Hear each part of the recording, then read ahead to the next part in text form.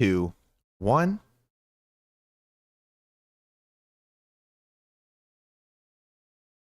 Hello, and welcome to Get Recc'd. I am your host, Don Falgout. And I am your other host, Stephen Falgout. Get Recc'd is our podcast where every week I recommend something to Dawn and they recommend something to me, and then we talk about it. And we fucking lived, bitch. Dave, Back you from thought the you got us. dead. Back from the dead. You thought you got us, Dave, but we will not go down that easy. Yeah, Dave. We lived. Anyway, how was your last 2 weeks, of which our podcast has always been fortnightly? I'll say they felt a little slow.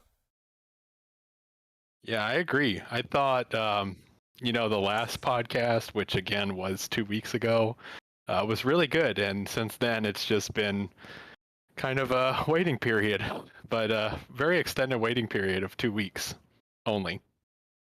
And no more, no less than that. Right, an extended 2 weeks. It makes perfect sense when you think about it. You just have to think about it for a second, but then it makes sense. What I have to wonder though is all of the Get Recc'd fandom, were they getting antsy during those 2 weeks? I mean, I wonder that every time. I'm just, for whatever reason, I'm especially wondering that this time. Yeah. I mean, everyone was like, when's Get Recc'd coming back? Did Dave finally do them in? And I'm just here to say no. We're here just like every other 2 weeks. Yeah, exactly. I mean, honestly, just hearing you say that and hearing that they thought that, I'm confused. I don't get it. I mean, it's not like anything changed, so I don't know. It's weird. But yeah, and I'm sure, just like every 2 weeks, I'm sure our audience well remembers the things that we recommended to each other last time, because again, it's only been a 2-week gap since the last episode. So I don't know how they could have forgotten. And I'm sure they're very excited to see this episode, which is the recommendations that they remember from last time. Oh yeah. Yeah, exactly. And I think that, since we're talking about that now, we might as well just start getting into that. Which with what you recommended to me 2 weeks ago, Stephen. Right. And of course, I mean, both of us definitely remember how to do this podcast and all that it entails, because we do it every 2 weeks. Yeah, we just did it. It's only been 2 weeks. Yeah, exactly. Yeah, we just did it. Yeah, so 2 weeks ago. So, keeping in line with the fact that we know what we're doing, would you like to get into what you recommended me last time, Stephen? Yes, last time I recommended to you the mobile game Clash Royale.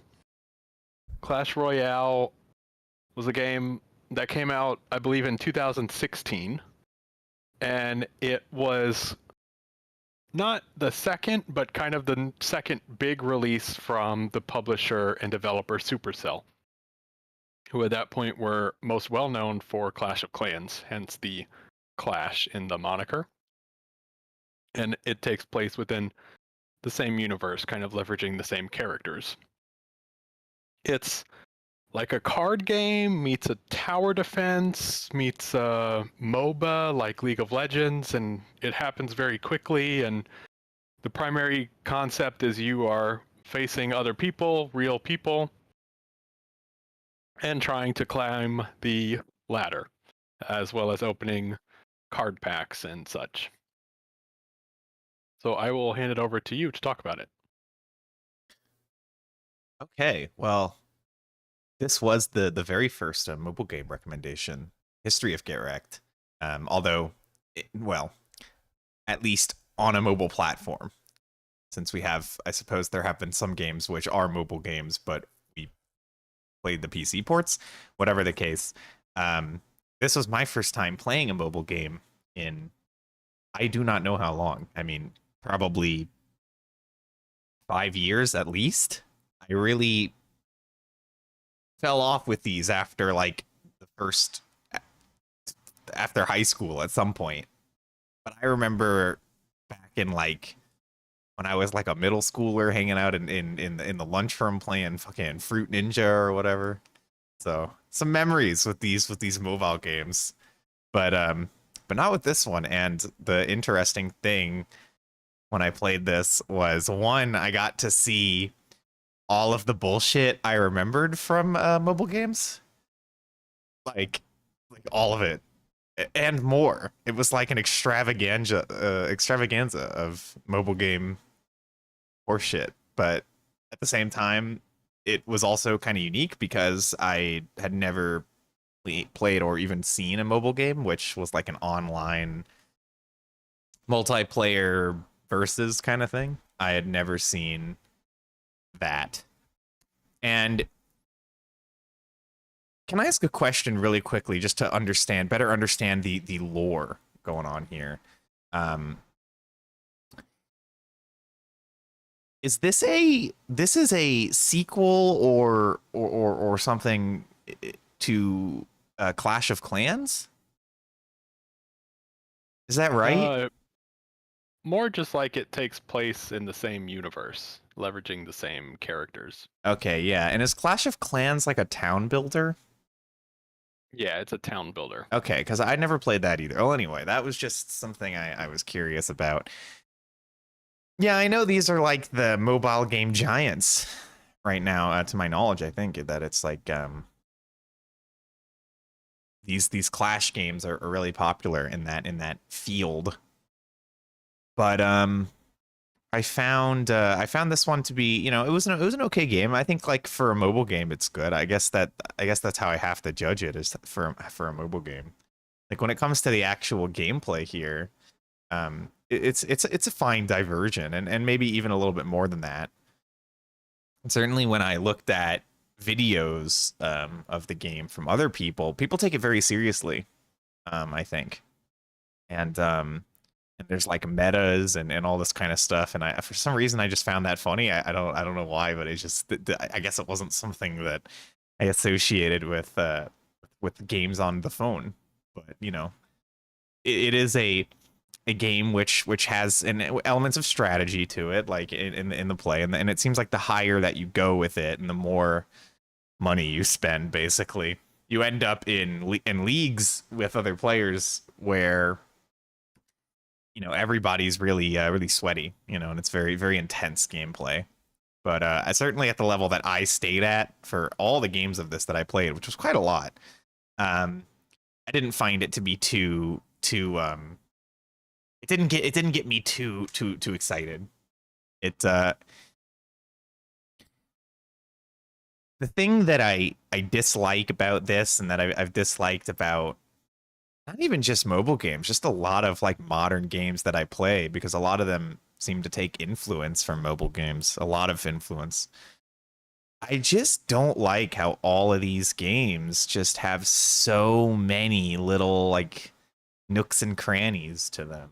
Like so many menu options and extra details outside the core game that really just kind of overcomplicates what is otherwise an incredibly simple concept. But then you add on top of that like bonus chests and like leveling rewards on top of like random extra rewards for completing a number of games, on top of like a leveling system for all of the little towers you can place. I'm calling them towers because I feel like it's similar to a tower defense, but I guess they're units. Whatever the case, you can get like, you can level them up, but to level them up, you need to unlock XP, and to unlock the XP for those specific units, you need to use coins once you actually get the XP. And coins, of course, are an excuse to try to get you to give them money, and so are gems, which well, I guess it's the gems that you pay for with real money and microtransactions, and then you use the gems to buy the coins, I think is probably how it works. That's usually how it works.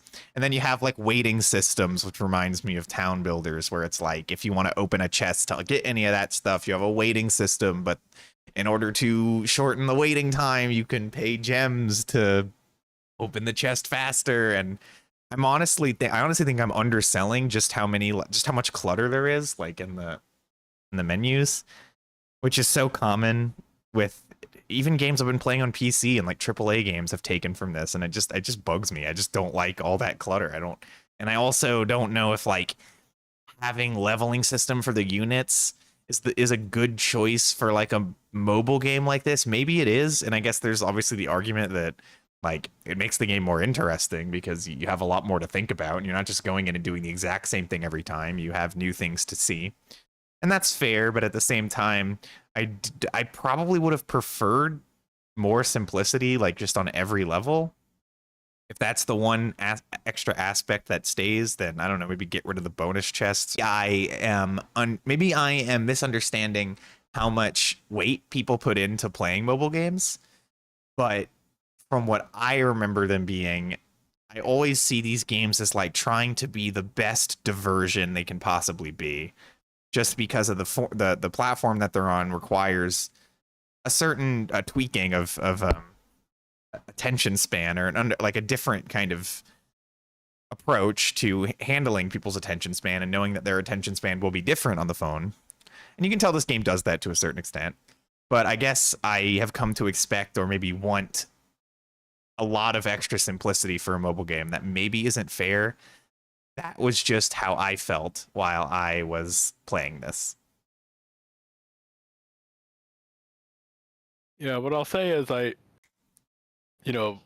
definitely agree about that. And the problem with this publisher, honestly, is that they have some of the most mobile game tactics when it comes to getting people to spend money. I think there's something just entirely unethical about the way that they almost make you feel pressured to need to spend money. However, what I will say about Clash Royale, at least, compared to others, is that you can do very well without spending anything. However, I will say that the grind is extremely nagging and long if you don't spend money versus if you would. But with that aside, and to be completely fair, that is an incredibly large sticking point of this game, or really any mobile game these days, to be honest. I really, really enjoy the gameplay. And what I'll say about it is it's hard to talk about it in its entirety without getting to the point where you have everything. And like I just mentioned, getting everything either requires the spending of money or the grind to unlock it all. But once you do get to that point, once you get to the point where you have everything, you have like a full set of tools to be able to play with and mess around with, and you can craft your own decks of cards. There's different win conditions that when you play with them all feel very different in the style and type of play. The constant balance between utilizing energy to play a card or saving energy to defend against what your opponent plays. There's just so much strategy and depth here that it doesn't appear that way on the surface until you really start to dive in and start to play it more and understand it more. And that's to its credit, because honestly, it is a very simple concept. It's very easy to play. Also, you just are literally dragging cards onto the play area on your side, and those cards automatically go to the opponent's side. But there's skill involved with how and when you play cards. Honestly, there's even skill involved with actually playing some of the cards themselves. Like some of the spells actually require you to aim where they go, but they all kind of have this interesting delay, so you have to kind of like preempt where your opponent's units may be or are going. So I really enjoy the gameplay. It's just I wish that everything that you mentioned was not as egregious as it is. And where Clash Royale gets really bad is even after you unlock everything, you have to level cards up for them to get better. So if you are playing the same deck against an opponent, and that opponent has higher leveled cards than you do, they will win every time. And it gets to a point on the ladder where people have either put an incredible amount of time in to keep unlocking chests to get duplicate cards, which allow you to level them up, or they've just spent a ton of money, where you just become stagnant because people just have better cards and they just have an inherent advantage. It is truly pay to win. If you pay money, you will win versus someone who has not paid money. Or if you have not paid money, you will have to spend an incredible amount of time to get stuff to where you need it to be able to compete at the same level. Yeah, and I feel like that's one of the things that makes so much of that microtransaction stuff so frustrating, is that even at the levels that I was playing at, like I can't, you can't know going in if somebody spent money or not, but like maybe everybody that I was playing against, especially since I stayed at the first, I think it was the first stage or the second, especially since I stayed there, maybe no one spent money, maybe everyone just played more than me. But I was getting matched against people where I could just tell it was unfair. Like the difference between their cards and mine was quite vast, even though we were using a lot of the same units. And you know, I don't know how they got that, whether it was through paying or through grinding a lot. It still felt unfair at times. I will say this about the gameplay, that, you know, it's good. I will say it is good, especially for a mobile game. It's good. It feels, I agree that it feels quite in depth, and then from what I've watched videos and the later stuff, it absolutely is. But even where I was, without even having gained that many new cards or gotten very far, for as much as I did play, another annoying thing,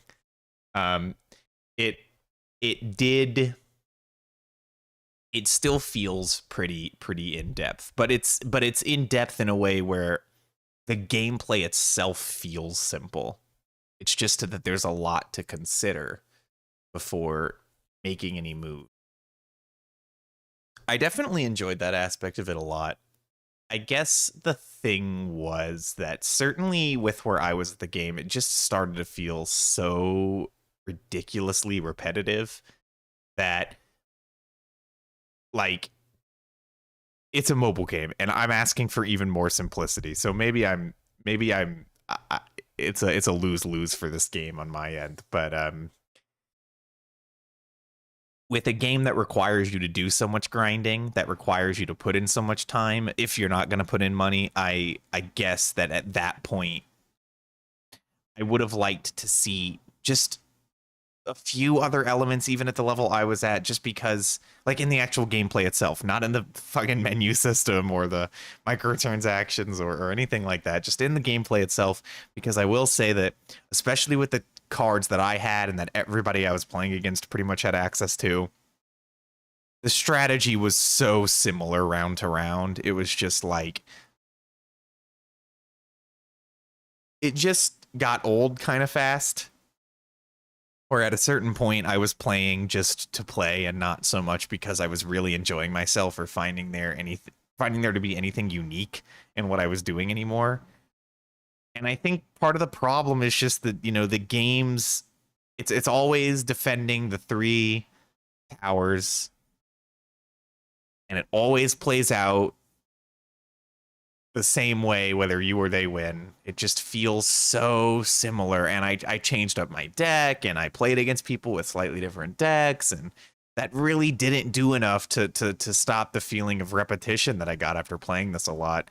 And you know, again, like, for a mobile game, it's good, but it's for a game that, just for a game overall, I just found it to be severely lacking in a lot of ways. That it did,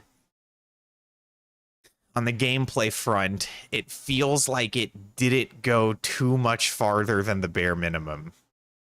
And all of the extra elements that are there just feel like dressing.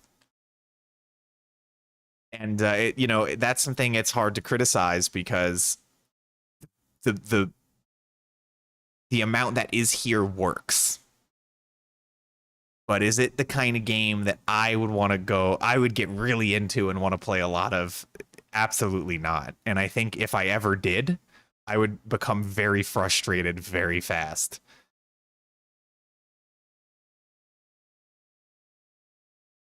And what I'll say is you've already mentioned this, but I actually enjoy the game quite a lot. And there are some things I'll mention that you probably hadn't unlocked where they have kind of like rotating game modes and such. So there is a little variety in that regard. But I think once you start to level up and you get access to more cards and you see more card variety to play against you, then the variety of play changes quite a bit. Once as you move up the ladder and more people have more cards. So that is the one thing I will say about it. This game has spawned its own genre. And this one is still the king for sure in the genre. None of the others have really gotten as big as this one, but there are a few, and those are fun too. And actually, a lot of those reduce quite considerably the kind of pay to win aspect, which is the worst part of this game for sure. And also just entirely getting rid of the whole card level system, because that's just so scummy, to be honest. But even with that aside, where I'm at, which is I have all the cards unlocked, they're not all the highest level. But where I'm at, I really enjoy just jumping in, playing a few games. You can join into clans, just like Clash of Clans, and you have these like battles that you initiate. You have like training days, and then you have days that get points towards your clan. If your clan ends in first, second, or third place at the end of the week, then you can unlock stuff. So I like just like hopping in, playing the couple matches I need to play every day, and hopping out. However, what I will say about it is a lot of the clans are so try hard that you get kicked immediately if you miss a day, or they expect you to like give an excuse, and at some point it just becomes a second job or a chore, and that's not fun at all. So I haven't played Clash Royale in quite a while because of that. One, because I got stuck on the ladder because of people with higher cards, and then I couldn't really play any clan matches because it just started to feel like a job. But my time with Clash Royale, and I probably will at some point pick it up again and play a few matches every day, is pretty positive, I would say, all in all. Okay, well, with that, should we wrap this one up? Yeah, let's do it. Yeah, so I would, I guess, scoring this, I have to consider its platform as a mobile game. But honestly, I don't know. I guess it's more about summing up my thoughts, and I'd probably give it like a 5, just in terms of the amount of enjoyment I had, which was not so much that there was no enjoyment. It was more that the enjoyment I got out of it was offset by the things I didn't like about it, to the point where I feel very much a little bit empty about the game overall. But I think that, like, to be positive about it, I think that for a mobile game, it is pretty impressive. I think that at the same time, though, when I remember some of the mobile games I used to play that were, honestly, for their time, fairly impressive too. Some games like Fruit Ninja or whatever else, those were just kind of more fun, and I felt like they fit the platform a little bit more for me. Now, that's a weird comparison to make, and I totally understand that.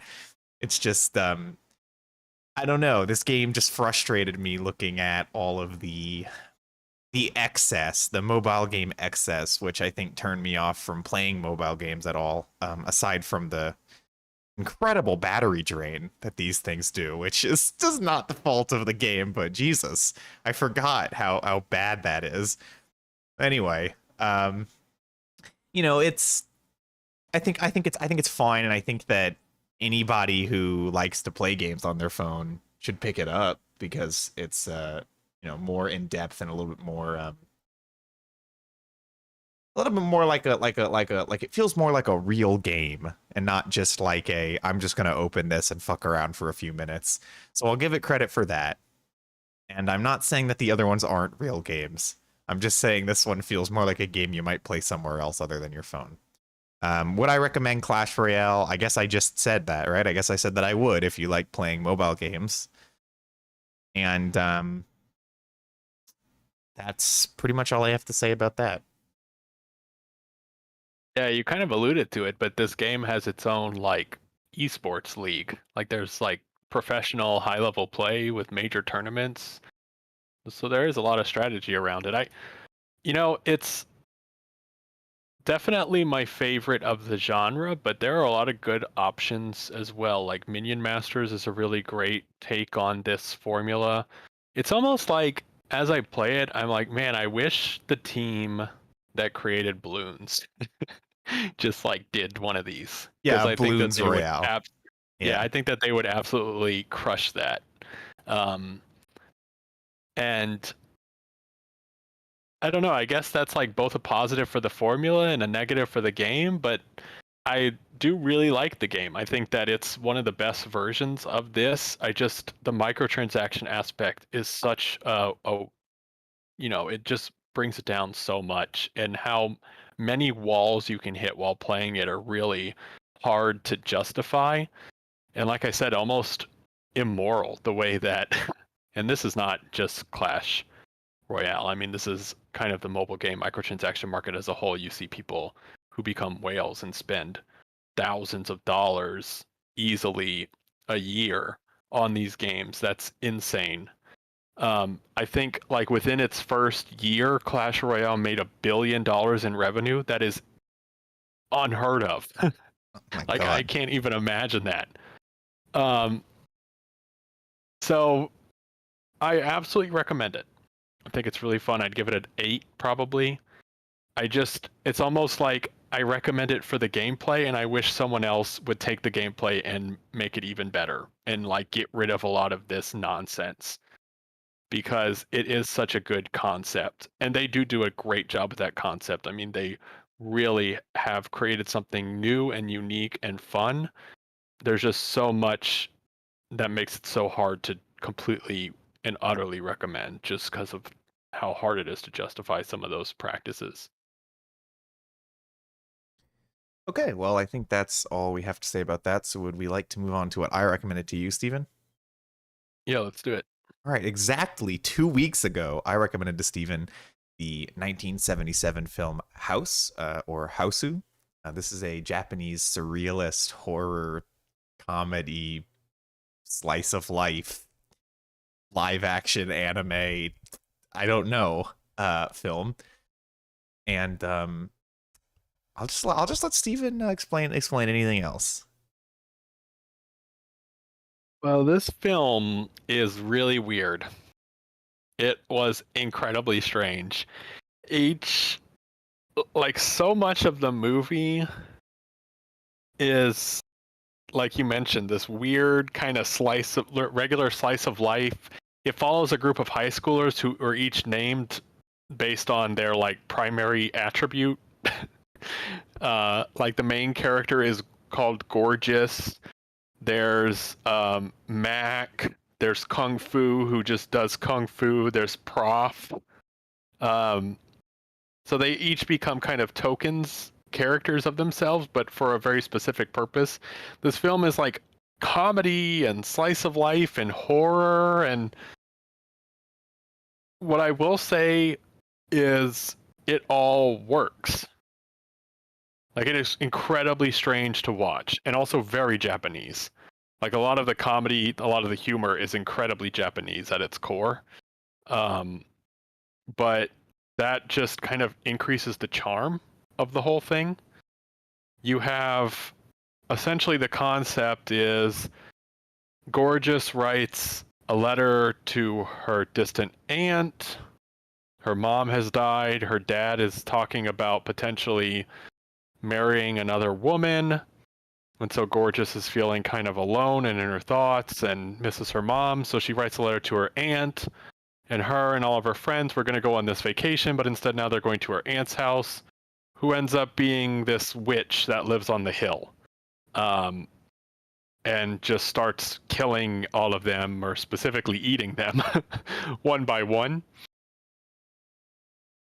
A lot of the deaths here are incredibly fun. I mean, the girl who, like, her whole attribute is that she eats, is the first one to get eaten herself, and she put a watermelon in the well, and then when another girl picks up the watermelon, it's her head.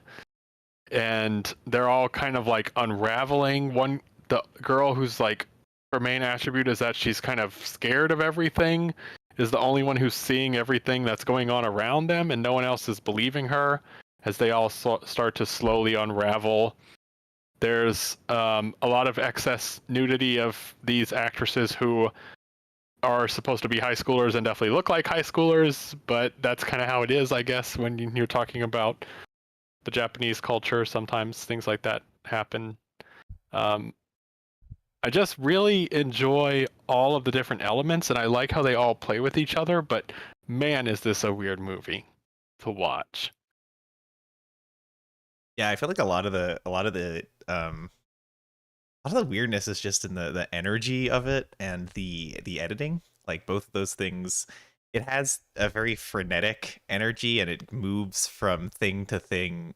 Like the balance of tones is just completely off, so you sometimes are left like not even knowing how to interpret like a scene, like what you were supposed to feel from that scene.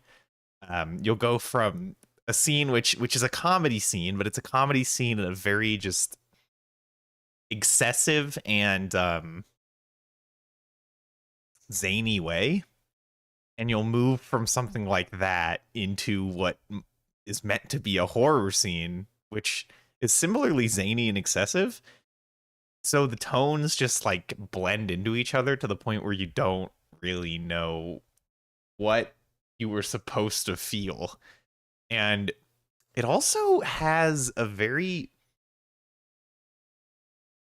it feels a lot like one of those Japanese ads a lot of the time with the edits. You have Definitely. a lot of strange, like, characters' faces will fade over the image and weird transitions and very, very present music. The musical score in this is very, very present, like constantly there, to the point where the movie is very musical. It goes alongside its music, sometimes like to the point where it's almost like musical numbers, and the music weaves in and out of being background music to being whatever that film word is for when the music is actually taking place in the scene. But it'll be the same score.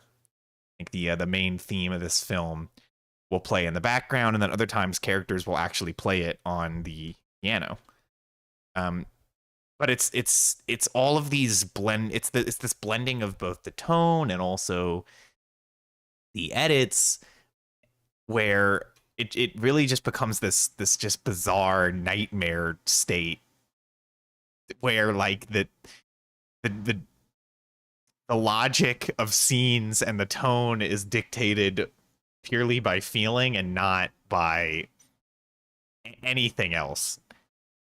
But it is very odd, and I think a tiny part of that is definitely the cultural barrier, a little bit.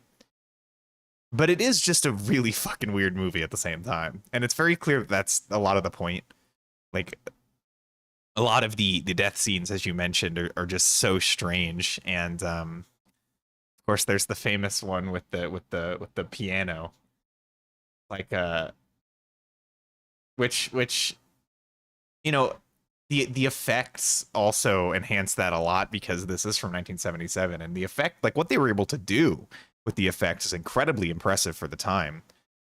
But they do look very janky, which only enhances just this bizarre nature of watching the movie. Yeah, and it definitely seems like a lot of the effects are intentionally cheesy and campy as well. There's a lot of effects that I think are really interesting, like with all that stuff with the piano, and then there are a lot that are definitely played up for like an extreme effect. And even a lot of the deaths are definitely kind of extreme. I mean, you have the scene where the girl's being attacked by pillows and mattresses. And we haven't even talked about Kung Fu, who is definitely the best character here. Like, clearly a parody of Kung Fu films, obviously, but just like her injection into this film and this story is so bizarre. Like, her being there and existing as a part of this group of girls who are just kind of like token versions of very slice of life style tropes, and then you have one girl who's like basically a superhero. Like, and also the only one who doesn't really blink at all the stuff going around her. Like, she's one of the first that really face anything supernatural. Like, I can't remember exactly what happens, but she has to fight like candles or something. Is that right? Like, yeah, and there's a lizard. When she goes outside, she like goes outside and like all this stuff starts attacking her, and she just like takes it all out, and then she plays it off like nothing happened. And all that is really great. The house finally does her in, like it does all of them. And the other thing I guess we should mention is that like the story is incredibly dark. Like there is no happy ending here. There is not like, you know, the one girl of the main character group that somehow escaped. In fact, the main character kind of becomes like the new avatar for this witch. And essentially the movie ends with her killing the girl that was going to become her new mom. And like that's it. Like that's the whole thing. Yeah, and even that is framed like a happy ending. Like there's this beautiful speech about love that closes the film, and it's very, what I really like about the ending is how interpretable it is, and honestly a lot of the movie is. And it's interesting because the more that I watched this movie, the more I noticed a lot of like there's a lot of themes that are here as to how they intersect and what, and if like all of the goofiness has any kind of meaning. It is still, it floats around in my head, but like there's a lot of, I feel like there's clearly something going on with a commentary on how the war affected Japan. And the reason I feel that way is because in the setup to the film, there's a lot of references to the nuclear bomb and also to just the war in general, because the aunt's husband died as a World War II pilot. And they show that whole sequence, and that sequence is filmed like a silent movie, like an old film in black and white, and which they do a lot of stuff like that too, like different styles of film that show up randomly. But anyway, and then from that point, there's all these themes of like of loneliness and how women are affected by the war and a lot of things like that, which come through the whole film. And so when you get to this ending and they have this speech, it makes you want to find some meaning in it. But then at the same time, the sequence of events that's happening during that ending is so bizarre and dark, and also contrasts heavily against what the speech seems to be suggesting, that it's just like one of those other things in here that just leaves you confused. But I will say what I really appreciate about House is that, like, I wouldn't mind wacky for the sake of wacky, and that's absolutely an aspect to this film without a doubt. But I appreciate there's something else going on here that I know I haven't unpacked yet, but there's totally something else going on here, and I found that interesting. Like, you can have this film which is just utter craziness, like complete nonsense on the surface, but there's some sense to it, and I like that. I thought I had another thought, but I guess I did. Yeah, it's interesting comparing this to the other movie that we saw that I think is quite similar. The Peter Jackson one. Oh, Brain Dead. Brain Dead, yep. Because I feel like it's very, you know, the two movies have a similar style. Where Brain Dead was kind of like extreme gore, they both are this like horror, like camp for the sake of camp comedy that I think really work ultimately. Like, you know, there's something so interesting about the nature of horror and the nature of comedy that they play so well together. And I wouldn't call this movie at any point necessarily scary. I'm sure at the time, if you were to go in the theaters and watch this, you might be quite scared of what was going on here, but the film itself was more surreal, honestly, than horror. Like, and there are some scenes specifically like where Gorgeous is like taken kind of into the mirror dimension, I guess you would call it. Stuff like that, which are like very just kind of surrealist abstract concepts that also play so well to this like very creepy, unnatural vibe and like the frenetic energy of the whole thing, like you had mentioned. Well, I do want to So say that I do want to say quickly that I don't think the movie is scary, but I do find that because the tones are so convoluted that it is quite creepy and disconcerting at points, like because it gets you in this place where you kind of stop knowing how you're supposed to react to it. That in and of itself is pretty eerie.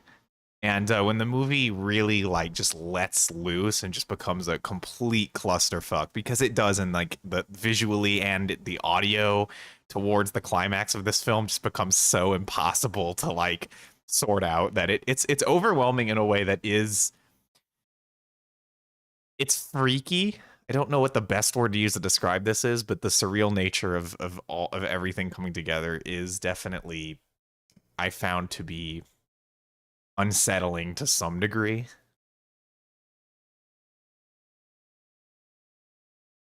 Yeah, and I can definitely see that. And I mean, there are definitely aspects of this that are quite creepy, scary. I mean, the ant in general, like some of the scenes, especially like because of the pace of this film, you feel claustrophobic at times. Like I think specifically of the scene where like the whole house is filling up with water. Like the nature of that compared to the shots that are provided, and like the feeling, the overwhelming feeling of dread that clearly none of these people are going to escape. There is this sense of foreboding and just a grim feeling that this film ultimately has, but then it then kind of, and these scenes don't happen next to each other, but then you get like that kind of superimposed with this like weird bumbling teacher character that I guess a girl has a crush on. I don't really understand, and then he turns into bananas. He's So there's like so so there's like all this mismatch, but I can definitely see why, to your point, that almost makes you feel, it almost makes you feel harder to feel, like with the whole movie, like you don't know what's going on or how you should react to any of the different components. Yeah, and I think it's the kind of thing that's either going to make somebody just laugh their ass off like throughout the entire film, which don't get me wrong, I did. But it's either going to do that, or it's going to really just get under somebody's skin, because it's so overwhelming. Your reaction just kind of depends on how you tend to react when things are overwhelming.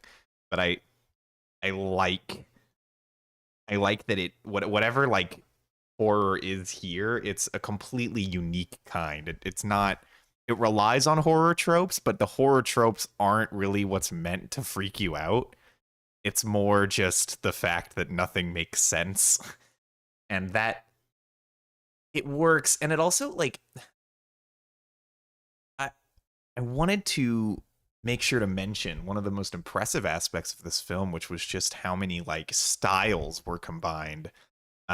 Styles of filmmaking, not just genres, but like you have animation, you have sequences which are like 2D animation, hand-drawn animation, which look really cool.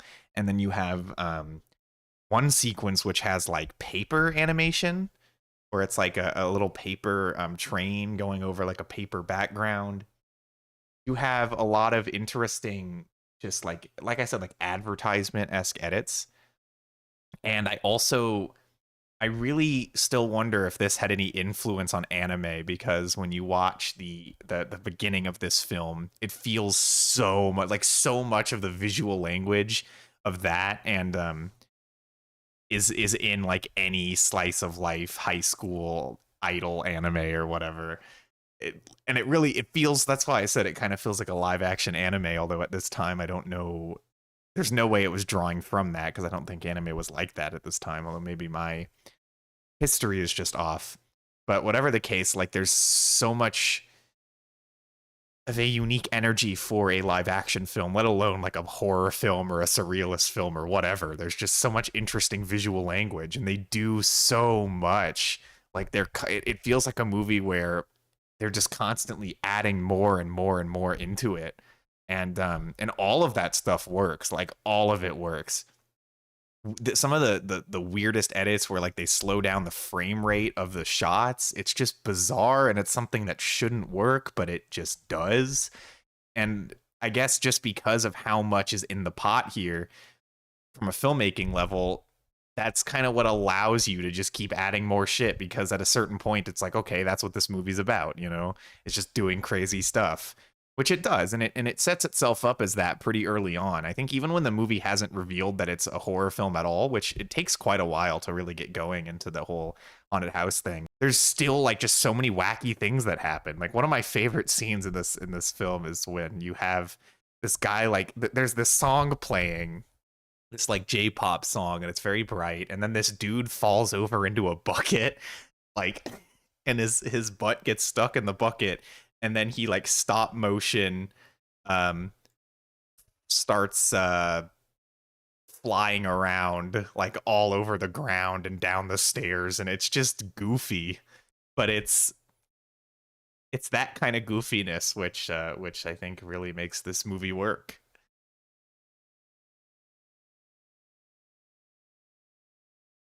So with that, should we wrap it up? Yeah, I think if you're ready to. Sure. I really like this film.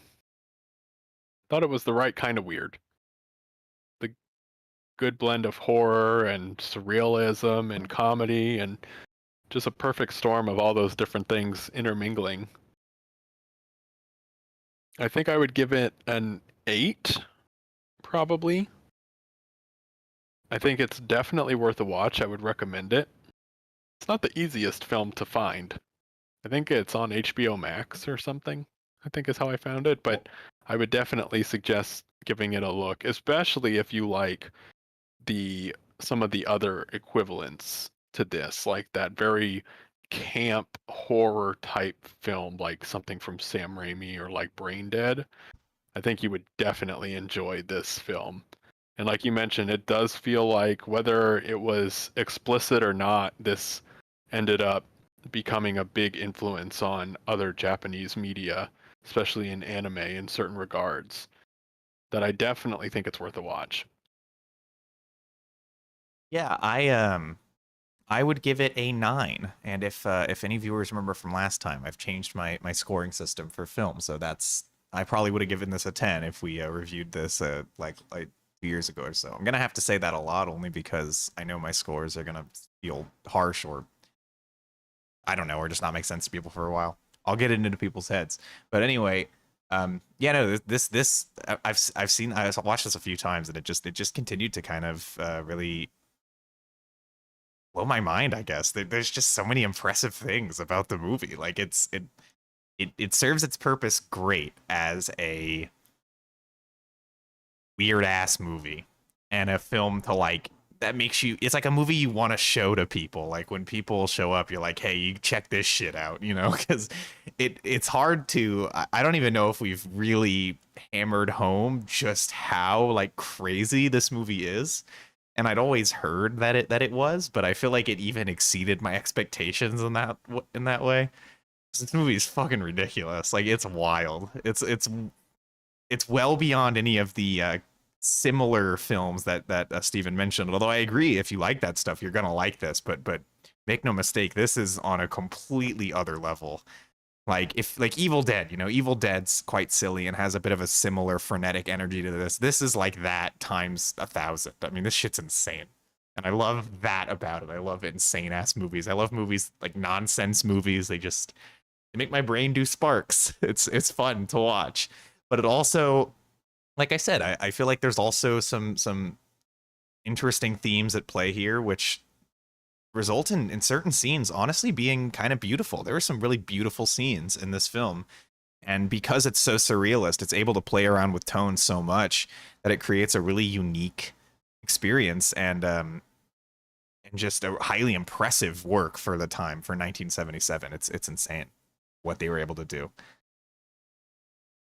I would highly recommend this movie. I think everybody should go watch it. I think if you've never seen it, you need to go see it. It's fucking crazy.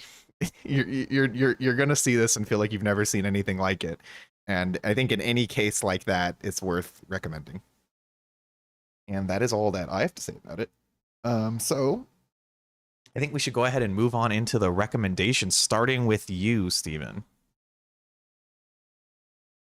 Okay, so for next time, I am going to recommend the 2002 album Come Away With Me by Norah Jones. Norah Jones is a singer-songwriter,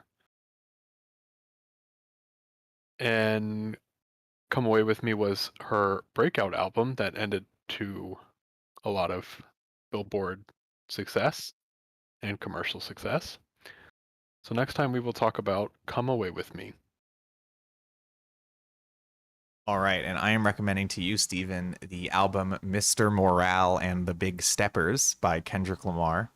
Mr. Morale and the Big Steppers is the newest album by Kendrick Lamar. We have previously discussed his third studio album, To Pimp a Butterfly. This is his fifth now, if we don't count Untitled Unmastered, which is more of a compilation. Mr. Morale and the Big Steppers is the first double album that Kendrick has released, although interestingly, it's not even as long as To Pimp a Butterfly, which is a single album, so make of that what you will. But this just released, I believe, probably like 3 weeks ago now. It's still somewhat hot off the presses, especially for Get Recc'd. And I think that's all I have to say about that, so we'll talk about that next time. And that will do it for this episode. We really appreciate you showing up here after 2 weeks since last time. Of course, we always do, but this time especially. There's no particular reason. We just appreciate it. And as always, you can find us on Castbox. The link to that is in the description. I try to upload every episode up to Castbox after they are here on YouTube. And if you are listening on Castbox, you can come find us on YouTube at the YouTube channel Casting 404, where we stream every episode live, so you can hang out in the chat. And if you're one of those extra lucky viewers pulled out of a hat, we might respond to your comment. You never know. So I think that's all I have to say. Yeah, and the only thing I'll say is, in all seriousness, thank you for listening. We went on quite a lengthy 2-week hiatus from the last episode. We both had a lot of things going on that got us very busy. Yeah. Unplanned, but it happens that way sometimes. So we're happy to be back. I don't know if we can promise to be back on our regular schedule necessarily, because we are still kind of both in the midst of some big life changes, but anytime anyone listens in, we are happy that you do so. So look forward to having you listen in to the next one. Totally, and I guess that pretty much sums it all up. So with that, those were our thoughts. Those were our recommendations. Get Recc'd.